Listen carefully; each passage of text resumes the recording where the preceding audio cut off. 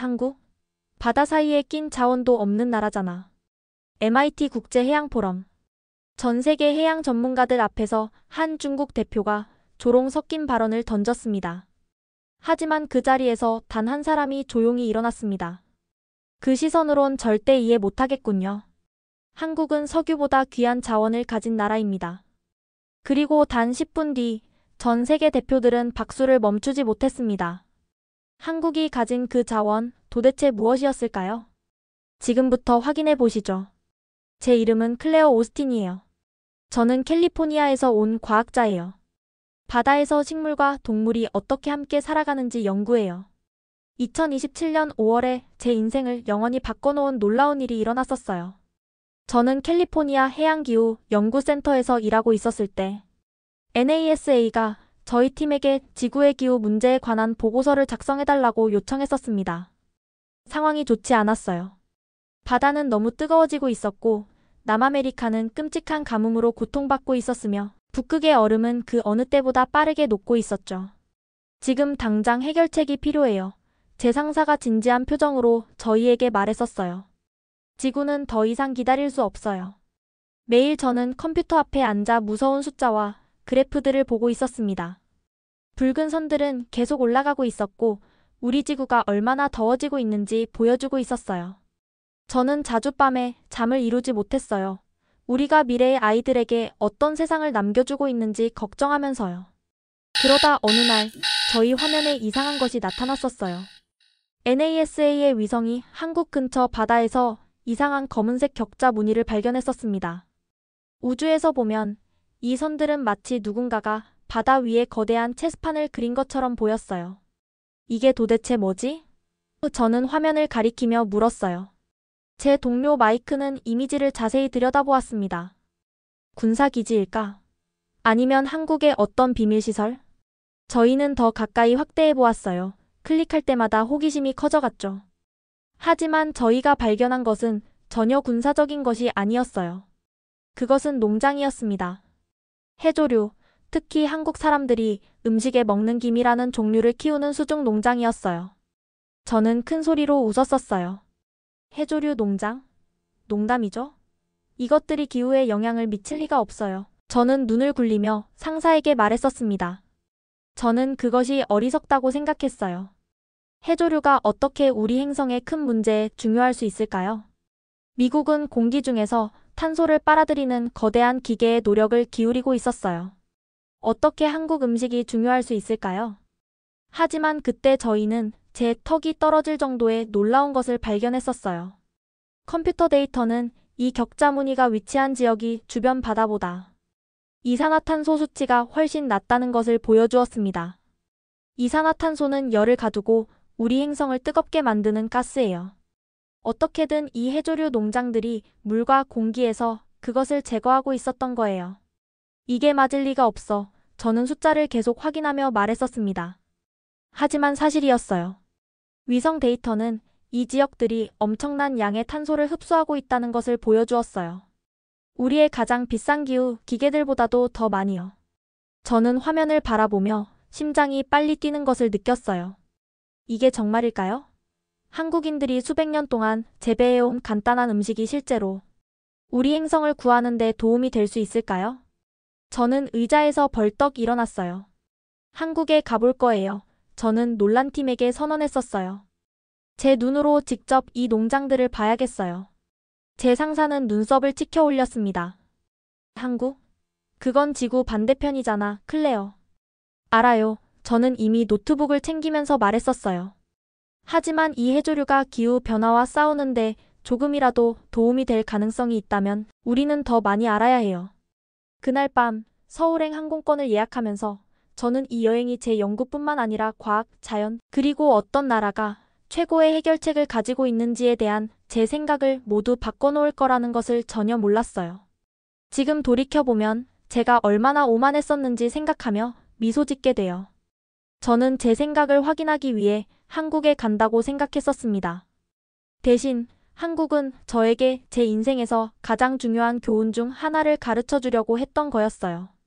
제가 한국에 도착했을 때 저는 흥분되면서도 약간 우월감을 느꼈었어요.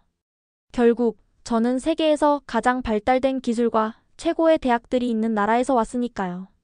한국 같은 작은 나라가 지구를 구하는 것에 대해 저에게 무엇을 가르쳐 줄 수 있을까요? 저는 사진 몇 장 찍고 샘플 몇 개 모아서 일주일 안에 집에 돌아갈 거야 라고 생각했었던 게 기억나요. 서울의 공항은 매우 현대적이고 깨끗했어요. 모든 것이 완벽하게 작동하는 것 같았습니다. 적어도 그들은 좋은 공항을 가지고 있네. 저는 혼자 생각했었어요. 여전히 한국이 환경과학에서 미국보다 앞서 있을 수 있다는 것을 믿으려 하지 않았죠. 저는 완도, 많은 섬이 있는 해안 지역으로 빠른 기차를 타고 남쪽으로 갔었어요. 시골 풍경이 제 창문을 지나 빠르게 지나갔습니다. 녹색 산들, 깔끔한 농경지, 그리고 마침내 반짝이는 파란 바다. 제 태도에도 불구하고 저는 한국이 아름답다는 것을 인정할 수밖에 없었어요. 완도에서 저는 김영섭 박사님을 만났었어요. 그분은 25년 동안 해조류와 블루 카본해양 생물에 의해 포집된 탄소를 연구해 오셨습니다. 그분은 저보다 키가 작았고 친절한 눈과 회색 머리를 가지고 있었어요. 우리가 악수했을 때 저는 그분의 손이 거칠다는 것을 알아차렸어요. 실험실에서만 일하는 사람의 부드러운 손이 아니었죠. 환영합니다. 오스틴 박사님, 그분은 따뜻한 미소로 말했었어요. 이 바다가 당신을 놀라게 할 거예요. 저는 공손하게 고개를 끄덕였지만 속으로는 그럴 것 같지 않은데요. 저는 전 세계의 바다를 연구해 왔어요. 라고 생각했었습니다. 다음 날 아침, 우리는 바깥이 아직 어두울 때 일어났어요. 우리가 항구로 걸어갈 때 별들이 사라지고 있었습니다. 어선들이 물 위에서 흔들리고 있었고 공기는 소금과 생선 냄새가 났어요. 우리는 제 형의 배를 타겠습니다. 김 박사님은 작은 파란색과 흰색 배를 가리키며 말했었어요. 그는 해조류 농부예요. 태양이 떠오르기 시작하면서 하늘을 분홍색과 주황색으로 물들릴 때 우리는 모터보트를 타고 해조류 농장으로 나갔어요. 그리고 그때 제가 알고 있다고 생각했던 모든 것이 영원히 바뀌었습니다. 제가 본 것은 제 숨을 먹게 했었어요. 아침 빛이 제가 볼 수 있는 한 멀리 뻗어있는 끝없는 해조류 농장줄에 비치고 있었어요. 농장들은 마치 수중 정원 같았고 줄지어 있는 짙은 녹색의 해조류가 조류에 따라 부드럽게 흔들리고 있었습니다. 가까이서 보니 우주에서 봤던 검은 격자선들은 실제로 해조류가 자라는 밧줄이었어요. 정말 아름다워요. 저는 갑자기 아주 작아진 느낌으로 속삭였어요. 김 박사님은 물에 손을 담그고 반짝이는 젖은 해조류로 덮인 밧줄을 끌어올렸습니다. 만져보세요. 그가 말했어요. 저는 미끄러운 표면을 따라 손가락을 움직였어요. 이 단순한 식물이 우리의 수십억 달러짜리 기계보다 기후변화와 더 잘 싸우고 있었습니다. 이런 농장 하나가 매년 수톤의 이산화탄소를 흡수합니다. 김 박사님이 설명했었어요. 그리고 한국 전역에 이런 농장이 수천 개 있어요. 제 가족은 4대에 걸쳐 해조류를 재배해 왔습니다. 저는 끝없는 농장의 격자를 바라보며 머릿속으로 계산을 해보려고 했었어요. 포집되고 있는 탄소의 양이 놀라웠습니다. 하지만 저는 말을 더듬었어요. 이건 당신들에게 그저 음식일 뿐이지요. 맞죠? 저는 제 놀라움을 숨기려고 노력하며 물었어요. 지구를 구하기 위해 이걸 하는 건 아니잖아요. 김 박사님은 다시 미소 지었고 그의 눈가에 주름이 생겼어요. 네, 우리는 이것을 먹습니다. 하지만 우리는 또한 이것을 많은 다른 것들에 사용해요. 깨끗한 에너지, 의약품, 손상된 해양지역 복원. 해조류는 한국 문화에서 매우 중요해요. 우리는 자연을 우리와 분리된 것으로 보지 않아요. 우리가 바다를 도울 때 바다도 우리를 도와줍니다. 그는 저에게 신선한 해조류 조각을 건네주었어요. 한번 드셔보세요. 저는 그것을 입에 넣었어요. 그것은 바다 자체를 한 입 베어 문 것처럼 짜고 신선했습니다. 태양이 더 높이 떠오르면서 저는 제 얼굴이 뜨거워지는 것을 느꼈어요. 태양 때문이 아니라 부끄러움 때문이었죠. 저는 한국에 와서 그들에게 무언가를 가르쳐 줄 것이라고 생각했었어요. 대신 저는 학생이 되었습니다. 저는 미국이 기후 변화와의 싸움에서 앞서고 있다고 생각했었지만 여기에는 제가 한 번도 들어본 적이 없는 놀라운 일이 일어나고 있었어요. 죄송해요, 김 박사님, 저는 조용히 말했어요. 무엇이요? 그가 물었습니다.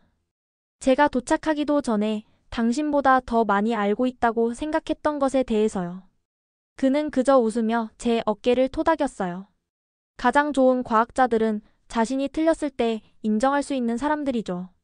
자, 이제 우리가 어떻게 해조류를 수확하는지 보여드리겠습니다. 배울 것이 훨씬 더 많아요. 며칠 후, 김 박사님은 저를 구불구불한 해안 도로를 따라 진짜 해조류 농부를 만나러 데려갔었어요. 아침 햇살이 물 위에서 반짝이고 있었고 작은 섬들이 녹색 보석처럼 바다에 점점이 박혀 있었습니다. 우리는 이재문 씨를 만나러 가고 있어요. 김 박사님이 저에게 말했었어요. 그는 우리의 가장 오래되고 현명한 농부 중 한 분이세요. 우리는 빨간 기와 지붕이 있는 작은 파란 집 근처에 차를 세웠어요. 마당에는 말리기 위해 걸려있는 어망과 깔끔하게 쌓인 다양한 색상의 부표들이 있었습니다. 작은 하얀 개가 행복하게 짖으며 우리를 맞이하러 달려왔어요. 노인이 집에서 나왔는데 천천히 하지만 꾸준히 걸어오고 있었어요. 그는 저보다 키가 작았고 그의 얼굴은 저에게 호두를 연상시켰습니다. 수년간 햇빛과 바닷물에 노출되어 갈색이고 깊게 주름진 얼굴이었어요. 그는 간단한 옷을 입고 있었어요. 고무 장화, 작업용 바지, 그리고 색이 바랜 파란 재킷. 그가 미소 지을 때 저는 그가 몇 개의 이가 빠져 있다는 것을 알아챘어요. 만나서 반갑습니다. 미국 과학자님, 그는 약간 몸을 숙이며 따뜻한 목소리로 말했었어요. 김 박사님은 필요할 때 우리를 위해 통역해 주셨습니다. 이 씨는 제 손을 잡기 위해 손을 내밀었고 저는 즉시 그의 손을 알아차렸어요. 그것은 제가 전에 본 적이 없는 것이었습니다. 거칠고 굳은 살이 박힌 두껍고 강한 손가락을 가진 손. 이것은 수십 년 동안 바다에서 밧줄과 그물을 당겨온 손, 촉감으로 바다를 알고 있는 손이었어요. 이 씨는 60년 이상 해조류를 재배해 오셨어요. 김 박사님이 설명했었어요. 그는 15살 때 시작하셨습니다. 이 씨 해조류 농사에 대해 말씀해 주실 수 있을까요? 저는 이제 진정으로 호기심을 느끼며 물었어요. 어떻게 하시나요? 그는 놀란 표정을 지었고 그의 숱많은 눈썹이 올라갔습니다. 왜 미국에서 온 중요한 과학자가 제 단순한 일에 대해 듣고 싶어 하시나요? 그는 김 박사님을 통해 물었어요. 저는 그저 해조류를 기르는 노인일 뿐입니다.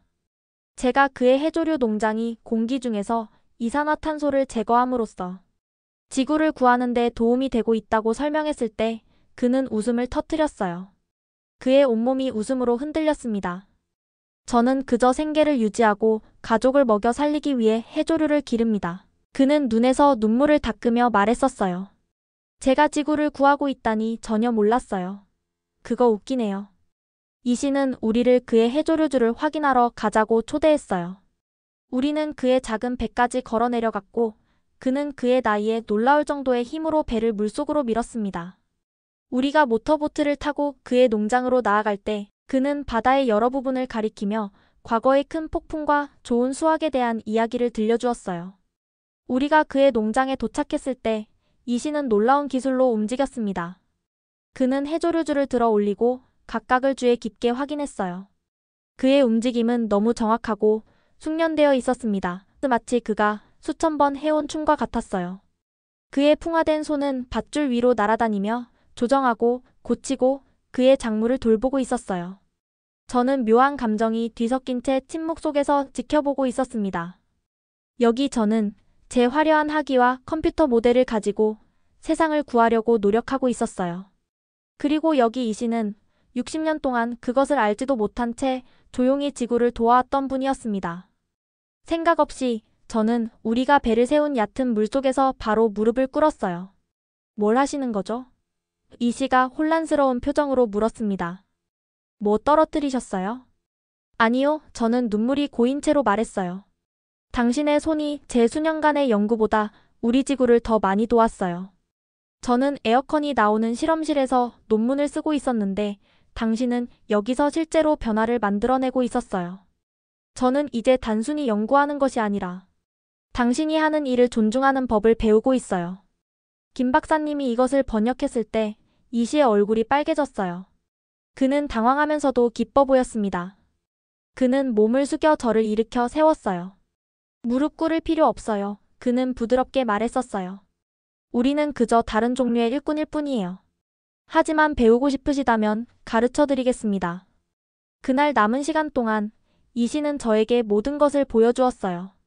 그는 어떻게 어린 해조류 식물을 밧줄에 묶는지 가르쳐 주었고, 그것이 자랐을 때 어떻게 수확하는지 보여주었습니다. 그는 저에게 시도해 볼 기회를 주었고, 제가 밧줄을 서투르게 다루었을 때 친절하게 웃었어요. 제 매끄럽고 부드러운 손은 그의 숙련된 움직임을 따라갈 수 없었습니다. 연습이죠, 그가 말했어요. 60년의 연습. 점심시간에 우리는 그의 아내가 만든 김밥을 먹으며 그의 배에 앉아 있었어요. 김은 신선하고 바삭했어요. 캘리포니아 초밥 레스토랑에서 시도해 본 말린 것과는 전혀 달랐습니다. 제가 먹고 있을 때 이상한 생각이 떠올랐어요. 저는 말 그대로 기후 변화의 해결책을 먹고 있었던 거예요. 한국인들이 수세기 동안 즐겨온 이 단순한 음식이 우리 지구가 필요로 하는 바로 그것이었습니다. 그리고 그것은 맛있었어요. 맛있나요? 이 씨가 제가 먹는 것을 지켜보며 물었습니다. 최고예요. 저는 진심으로 대답했어요. 정말 최고예요. 그날 밤 호텔방에 돌아왔을 때 저는 잠을 이룰 수 없었어요. 제 마음은 제가 배웠던 모든 것으로 빠르게 달리고 있었습니다. 저는 침대 위에 모든 메모를 펼쳐놓고 숫자들을 응시했어요. 한국해양연구소의 데이터는 놀라운 것들을 보여주고 있었습니다. 한국의 모든 해조류 농장이 함께 매년 60만 톤 이상의 이산화탄소를 흡수함. 해조류는 단 50일 후에 수확할 수 있으며 농부들은 연간 최대 3번의 작물을 재배할 수 있음. 해조류는 육지 식물보다 5배 빠르게 자라며 탄소를 포집하는 데 훨씬 더 효과적임. 미역, 다시마, 그리고 다른 해양식물들이 우리 행성을 치유하는 열쇠가 될 수 있음. 그런데도 한국 외부에서는 거의 아무도 이것에 대해 알지 못했어요. 어떻게 이런 일이 가능했을까요? 왜 우리는 미국에서 이것에 대해 이야기하지 않았을까요? 왜 이것이 매일 뉴스에 나오지 않았을까요? 저는 가만히 앉아있기에는 너무 흥분되어 제 작은 방을 왔다 갔다 했어요. 새벽 3시에 저는 더 이상 기다릴 수 없었습니다. 저는 시차를 완전히 잊고 캘리포니아에 있는 제 상사에게 전화를 걸었어요. 클레어? 여기는 한밤중이야. 그녀는 졸린 목소리로 중얼거렸어요. 죄송해요. 하지만 이건 기다릴 수 없어요. 저는 거의 전화기에 대고 소리쳤었어요. 제가 찾은 것을 믿지 못하실 거예요. 다음 20분 동안 저는 모든 것을 설명했습니다. 해조류 농장, 탄소 포집, 이시의 손, 김밥 마이너스 모든 것을요. 제 말은 빠르고 뒤죽박죽으로 쏟아져 나왔어요. 천천히 클레어, 제 상사는 이제 훨씬 더 깨어있는 목소리로 말했어요. 당신은 이 해조류 농장들이 실제로 탄소 수준에 중요한 영향을 미치고 있다고 말하는 거야. 네. 그리고 그들은 심지어 그러려고 노력하지도 않고 있어요. 그들은 그저 수세기 동안 해온 방식대로 음식을 재배하고 있을 뿐이에요. 통화 중에 잠시 멈춤이 있었어요. 그리고 나서 제 상사가 모든 것을 바꾸는 말을 했습니다. 우리는 모든 사람에게 이것에 대해 알려야 해. 이것은 단지 한국이 음식을 재배하는 것에 관한 것이 아니야. 그들은 우리에게 지구를 구하는 방법을 보여주고 있어. 다음 몇 주 동안 우리는 김 박사님과 한국 과학자들과 함께 모든 데이터를 수집하고 주요 발표를 준비했어요. 우리는 논문을 작성하고 차트를 만들고 해조류 농장이 어떻게 작동하는지 보여주는 아름다운 그림들을 만들었습니다. 2달 후 저는 스위스 제네바에서 열린 유엔 기후 변화 정상회의 무대에 섰어요. 제 심장은 너무 세게 뛰어서 모든 사람이 들을 수 있을 것 같았습니다. 방은 중요한 사람들로 가득 차 있었어요. 대통령들, 총리들, 유명한 과학자들, 그리고 전 세계에서 온 기자들. 제 뒤에 거대한 스크린에는 한국 바다의 검은 격자 무늬의 위성 사진이 있었어요. 제 여정을 시작하게 한 바로 그 무늬들이었습니다. 마이크를 조정하면서 제 손이 떨렸어요. 저는 깊은 숨을 들이쉬고 시작했습니다. 신사숙녀 여러분, 이 검은 격자들이 보이시나요? 저는 스크린을 가리키며 물었어요. 여러분 대부분은 아마 이것이 고급 실험실에서 나온 어떤 종류의 하이테크 발명품이라고 생각하실 거예요. 하지만 그렇지 않아요. 이것은 한국의 해조류 농장입니다. 저는 이 씨가 저에게 준 말린 해조류 조각을 들어 올렸어요. 이 단순한 식물, 김밥을 감싸는 바로 그 해조류가 지금 우리 행성을 구하는 데 도움을 주고 있어요. 그리고 그것은 우리가 전혀 주목하지 않는 동안 수백 년 동안 그렇게 해왔습니다. 방은 완전히 조용해졌어요. 저는 일부 얼굴에서 혼란을, 다른 얼굴에서는 놀라움을 볼 수 있었습니다. 그리고 나서 방 뒤에서 누군가 박수치기 시작했어요. 그리고 다른 사람도 동참했습니다. 곧 모든 사람이 일어서서 박수를 치고 있었어요. 일부 사람들은 심지어 눈물을 흘리고 있었습니다. 그것은 단지 시작에 불과했어요. 그날 이후 한국 해조류 농업은 전 세계적으로 유명해졌습니다. 뉴욕타임즈는 한국 해조류가 기후변화와 싸우고 있다라고 썼어요. CNN은 해조류 혁명 한반도에서 온 희망이라고 보도했습니다. BBC는 바다를 경작하는 국가가 인류를 구하고 있다라고 선언했어요. 전 세계 국가들이 해조류 농업에 대해 배우기 위해 한국에 사람들을 보내기 시작했습니다. 과학자들, 농부들, 심지어 아이들까지 이 단순한 식물이 어떻게 우리 행성을 구하는데 도움이 될 수 있는지 더 알고 싶어 했어요. 2년 후 저는 완도로 돌아왔습니다. 작은 어촌 마을은 많이 변해 있었어요. 큰 현대적인 국제 블루 카본 연구센터가 그곳에 지어졌었습니다. 미국, 영국, 노르웨이 및 다른 많은 국가에서 온 과학자들이 그곳에서 일하고 있었어요. 해조류 농업과 블루 카본에 대해 배우면서요. 하지만 가장 중요한 것은 변하지 않았어요. 해조류 농장은 여전히 만에 걸쳐 뻗어 있었고 그들의 짙은 녹색 선들은 조류에 부드럽게 흔들리고 있었습니다. 지역 농부들은 여전히 매일 그들의 배를 타고 나가서 그들의 수중 정원을 돌보고 있었어요. 저는 이시의 파란 집을 찾을 때까지 해변을 따라 걸었습니다. 그는 밖에서 그물을 고치고 있었어요. 그가 저를 보았을 때 그의 얼굴은 환한 미소로 밝아졌습니다. 미국 과학자가 돌아왔네요. 그는 손을 흔들며 외쳤어요. 그는 더 나이 들어 보였지만 여전히 강해 보였습니다. 그는 저에게 그의 아내가 방금 만든 김밥 한 줄을 건네주고 바다를 향한 나무 벤치에 그의 옆에 앉으라고 손짓했어요. 이제 모든 사람들이 우리 마을에 배우러 와요. 그는 물에서 샘플을 채취하고 있는 외국 과학자 그룹을 가리키며 자랑스럽게 말했어요. 심지어 대단한 미국인들까지도. 우리는 둘 다 웃었어요. 저는 해조류 농장을 바라보며 눈물이 고이는 것을 느꼈습니다. 이 작은 마을, 이 단순한 해조류, 그리고 이 겸손하지만 놀라운 사람들 덕분에 우리 지구는 다시 숨을 쉬고 있었어요. 더 많은 국가들이 해조류 농업을 도입하면서 탄소 수준이 안정화되기 시작했습니다. 한국은 다른 사람들을 따르는 나라에서 우리 행성을 구하는데 앞장서는 나라로 변했어요. 그리고 저도 변했습니다. 모든 것을 안다고 생각했던 사람에서 때때로 최고의 해결책은 가장 단순한 것들, 명백하게 숨겨진 것들이라는 것을 이해하는 사람으로요. 이시가 저에게 준 김밥을 한 입 베어 물면서 저는 그것이 얼마나 많은 것을 담고 있는지 생각했어요. 바다, 수천 년의 지혜, 그리고 아마도 우리 행성의 생명의 미래. 있잖아요. 이시, 저는 말했어요. 때때로 저는 저 같은 과학자들이 기후 변화에 대한 복잡한 해결책을 찾는데 얼마나 많은 시간을 보냈는지 생각해요. 우리는 거대한 기계를 만들고 새로운 기술을 발명하려고 했어요. 그래서요? 그가 물었습니다. 저는 김으로 감싸인 김밥을 들어 올렸어요. 그리고 해결책은 계속 여기에 있었어요. 김으로 감싸여 있었죠. 이시는 현명하게 고개를 끄덕였습니다. 때로는 그가 말했어요. 당신은 새롭고 다른 것을 찾을 것이 아니라 항상 여기에 있었던 것, 주목받기를 기다리고 있었던 것을 찾아야 해요. 우리는 함께 앉아서 한 번에 하나의 해조류 조각씩 우리 세계를 구하고 있는 농장 위로 지는 석양을 바라보았습니다. 오늘의 사연은 여기까지입니다. 앞으로도 계속해서 감동적인 이야기로 찾아올게요. 오늘도 시청해주셔서 감사합니다.